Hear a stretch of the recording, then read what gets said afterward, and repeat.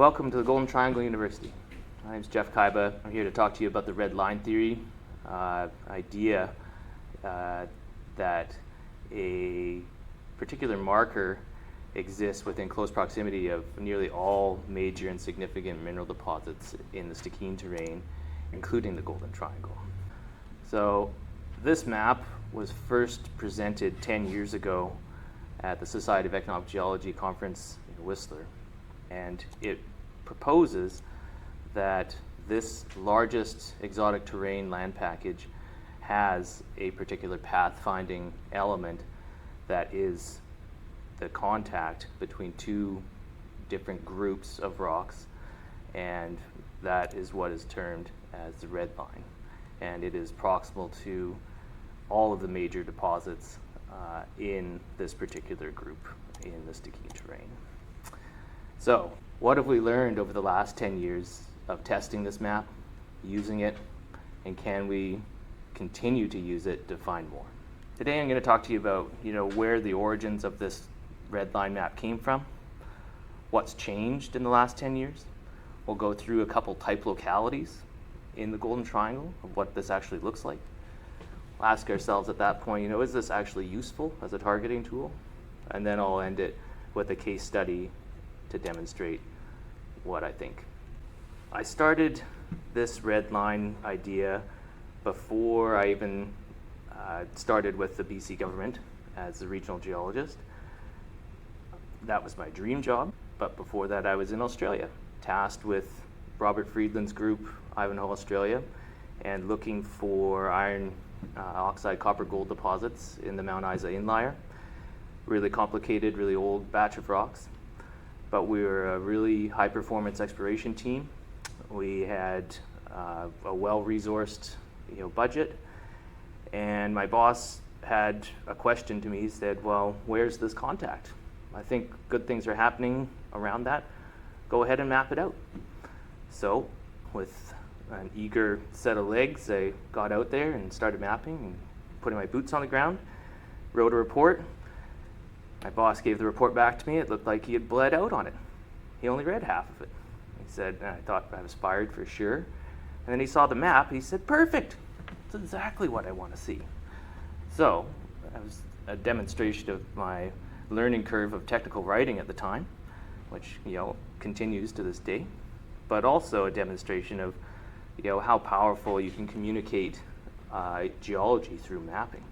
And the goal of the project was to identify common characteristics along that red line that were proximal to the deposits, and then use that to focus our efforts. We had 600 different prospects we were trying to evaluate, and trying to prioritize them was an ongoing challenge.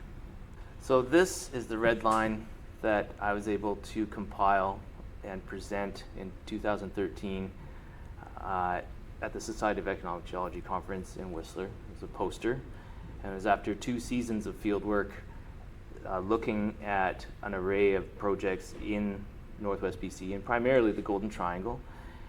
And this red line work was aiming to propose that there's a common feature in the background or close by of every significant mineral deposit that I had seen so far. And so this was the idea, and then the next step was to say, well, let's test it. So what's changed since this map was first delivered? Well, first off, the rocks haven't changed, but the line work has changed a little bit, some local revisions, and the understanding of what that line is.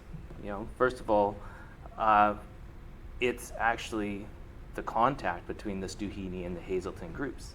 It's not what this map first proposed as a Jurassic Triassic contact, because we now know that the Hazelton group was active in the latest Triassic time.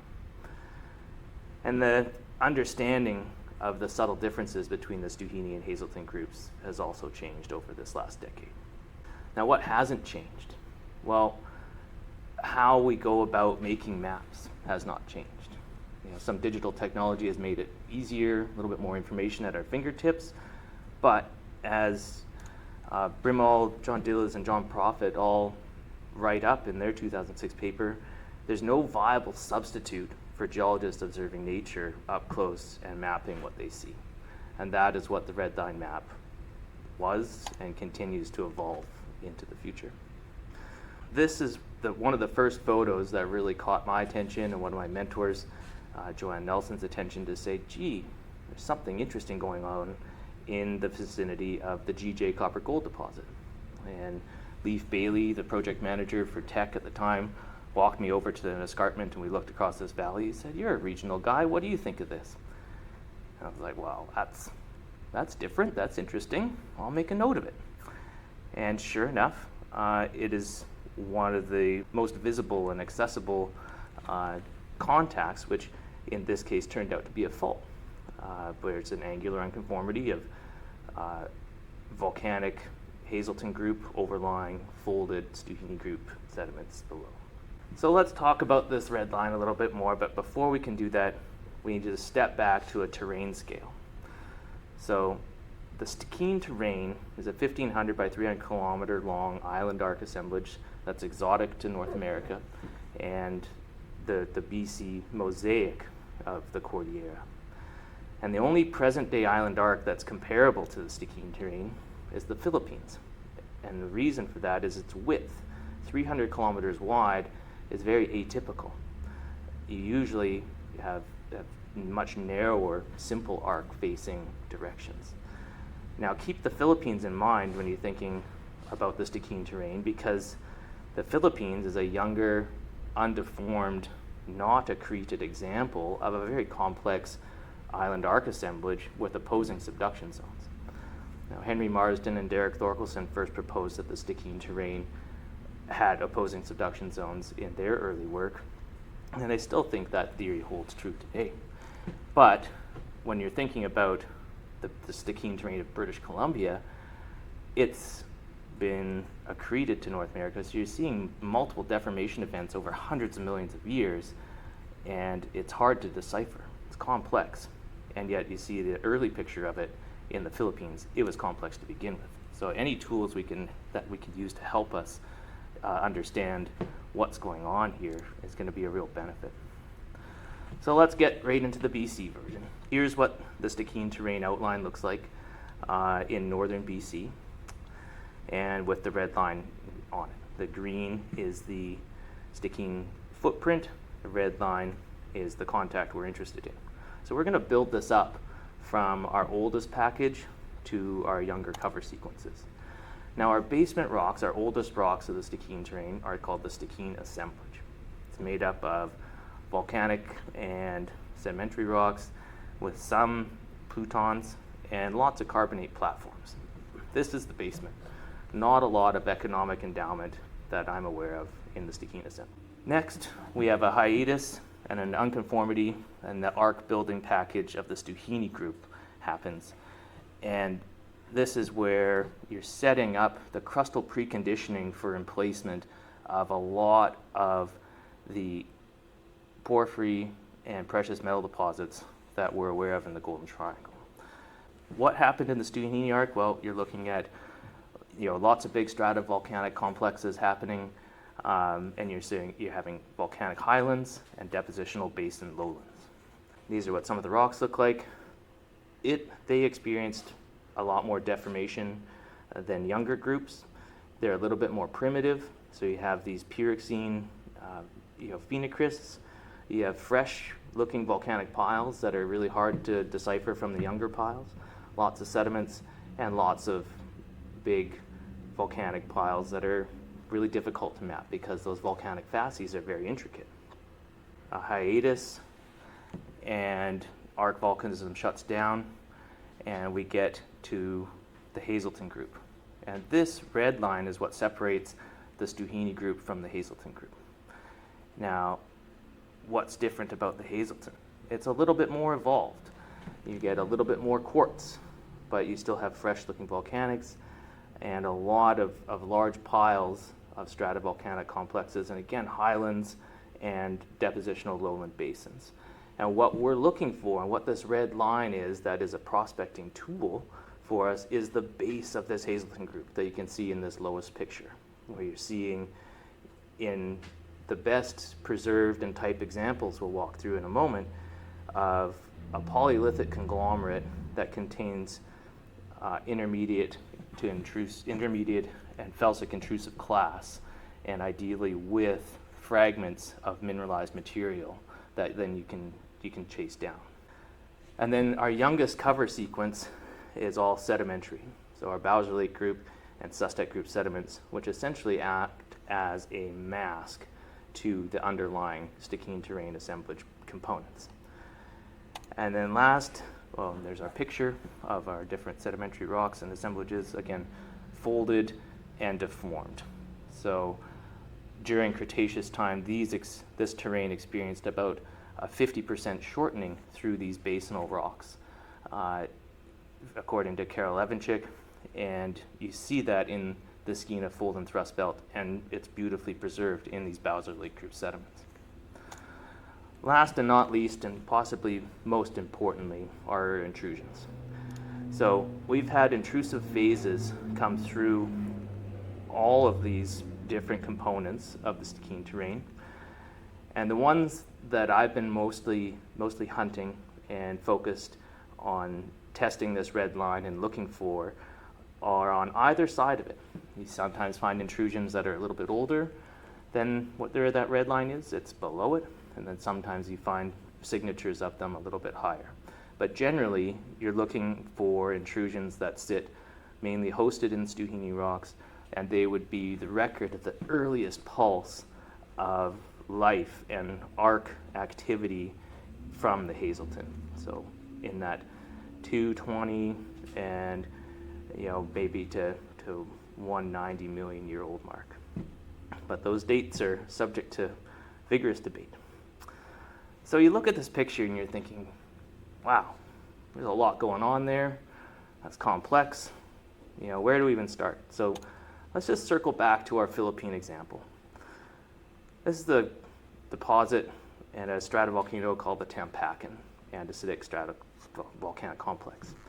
So this is the simple version of what this arc, a stratovolcano in this arc, might have looked like, and should be kept in the back of your mind when you're thinking of what are these stratovolcanoes looking like in Stikine. Well, I consider this to be one of the best examples that I keep in my mind. One of the curious things that I see that Dave Rolak writes about is that he's got multiple unconformities on his surface. So keep that in mind when we go through our type sections. So let's bring this back to the Stikine terrain and an early example of what Seabridge was looking at in 2014 when they were unraveling the KSM deposits. So KSM is the largest undeveloped copper gold resource in the world by reserves. And this is what their model looks like. And you can see where that red line would sit relative to their cluster of deposits, but before it was deformed. So, I think it fits the Philippine and Tampakan model all right, but again, these are models. Focus on testing those models and recording what you observe, and then seeing how you can modify those models to fit. Let's get into some type sections here. This is a photo of the red line just to the west of the Brucejack copper gold mine. You can see, again, more massive Hazelton group volcanic rocks overlying folded Stuhini sediments with Dr. Charlie Gregg in the foreground. And Charlie actually recognized that this was an interesting contact in the Stikine terrain far before I did. He certainly made some notes and photos of it, and he plays an important role in all of the Stikine terrain geology, as far as I'm concerned. Also in the McTagg anticline and closer to Brucejack, we'll walk through an actual section here. So this is one of the earliest studied sections of the red line that was noted by the early workers. And the Stuhini rocks in this case are pillow basalts. You can see some nice triple junctions here. And then overlying those is this kind of rubbly looking polylithic conglomerate. You can see these nice rounded, hand-sized cobbles. And in a better exposure where you actually can see something and it's a bit better preserved, you can see a lot of these clasts are actually felsic to intermediate intrusive clasts. Some of them have altered mineralization in them. And lo and behold, we're about 8 kilometers away from the KSM cluster of porphyry deposits. This is interesting in terms of, could we find this again? Could we use this as a pathfinder? Maybe. But what it really shows to me when you look at this section is, again, a very stark change from an environment where you were in a seafloor setting where you had pillows, fairly unique environment, and then all of a sudden you're getting mountain building and erosion and deposition of material that is the early stages of the Hazelton arc. So another quick section looking at Snipper Ridge. This is close to the Johnny Mountain past producer, and more importantly the Bronson Slope deposit. That's a copper gold porphyry deposit, and the current project being explored by Skeena Resources at KSP, and also the Iskut project being explored by Seabridge. And in here, our section looks like a Stuhini group of gray wackies, so fairly low energy marine deposition and corseting upwards. So again, we're seeing something change in our arc as we approach our unconformity. We're getting more energy. And then, boom, there it is. As you step over that red line, you get into a higher energy depositional environment that's sourcing a lot of different variable material that is eroding from interesting stuff that also has economic significance. Some of these clasts are also felsic to intermediate intrusions that have alteration and some mineralization in them, which means they're close. You're getting bigger energy environment or bigger energy events, on the meter scale, and again, you're looking at mountain building, or a record of mountain building happening in the region. And then you're approaching your main stage volcanism with these larger boulder conglomerates that have more intrusive class and a lot higher energy than even the polyolithic conglomerate below. And where these nested unconformities come into is that these volcanic boulder conglomerates have the energy to actually erode down through the original one. So you actually have unconformity that is quite different in nature compared to the actual base. But then how do we use this stuff? These are type sections and kind of interesting and academic.